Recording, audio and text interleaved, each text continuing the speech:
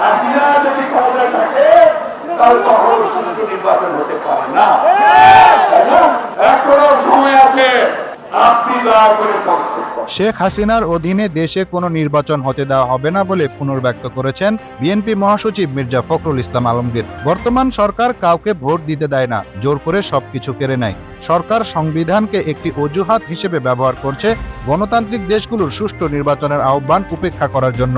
নির্দলীয় সরকার, তিনি বলেন, আওয়ামী লীগ সরকারের পদত্যাগ ছাড়া অবাধ ও সুষ্ঠু নির্বাচন সম্ভব নয় বলে মন্তব্য করেছেন বিএনপি মহাসচিব মির্জা ফখরুল ইসলাম আলমগীর।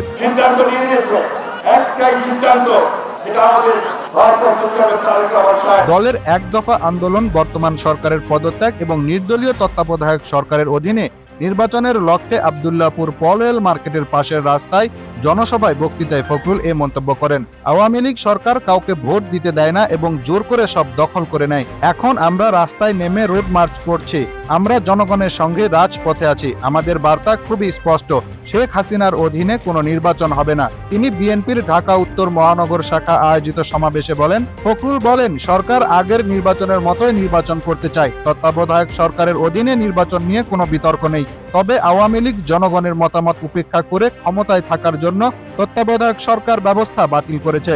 বিএনপি চেয়ারপারসন খালেদা জিয়ার শারীরিক অবস্থা আশঙ্কাজনক উল্লেখ করে ফখরুল তাকে উন্নত চিকিৎসার জন্য অবিলম্বে বিদেশে পাঠানোর দাবি জানান। আজ যখন সে জীবন মৃত্যুর পরিস্থিতিতে তাকে আটক করা হয়েছে, তাকে মৃত্যুর দিকে ঠেলে দেওয়া হচ্ছে, তিনি বলেছিলেন। সরকারের বন্দীদের বিদেশে পাঠানোর ঘটনা উল্লেখ করে ফখরুল বলেন, আ.স.ম. আব্দুর রবকে বিদেশে পাঠানো হয়েছিল। জিয়াউর রহমান তাকে চিকিৎসার জন্য জার্মানিতে পাঠিয়েছিলেন। তত্ত্বাবধায়ক সরকারের আমলে শেখ হাসিনাকেও চিকিৎসার জন্য আমেরিকায় পাঠানো হয়েছিল। আমরা ভুলিনি।